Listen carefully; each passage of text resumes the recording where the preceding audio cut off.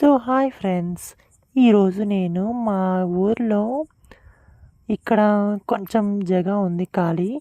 So ఇక్కడ కొంచెం నేను మట్టి ఇట్లా తీసేసి ఇక్కడ నేను టమాటా మొక్కలు వేద్దామని. సో 10 డేస్ బ్యాక్ నేను టమాటా మొక్కలు నారు పోసుకున్నానండి. ఈ నారు చాలా బాగా వచ్చింది. సో ఇంతవరకు ఇంత మొక్క అయితే ఇంత అయింది, ఇంకా అయితే పెద్ద కాలేదు. ఇది ఏప్రిల్ 6 ఎండ బాగా వస్తుంది. సో కాబట్టి నేల కూడా బాగా ఎండిపోతుంది, ఫుల్ సన్లైట్ అనమాట. అండ్ ఇందులోంచి నేను ఒక 2 మొక్కలు పీక్కొని నేను వేసి చూస్తాను. ఒక 1 వీక్, ఒక 2-3 డేస్ ఎలా ఉంటాయో, మొక్కలు బాగా వస్తాయో లేదో తెలియదు నాకు. కాకపోతే వేసి చూస్తున్నాను. నేను ఇంతకుముందు ఒక మొక్క వేసాను అనమాట ఇలానే, అది ఎండిపోయింది పూర్తిగా.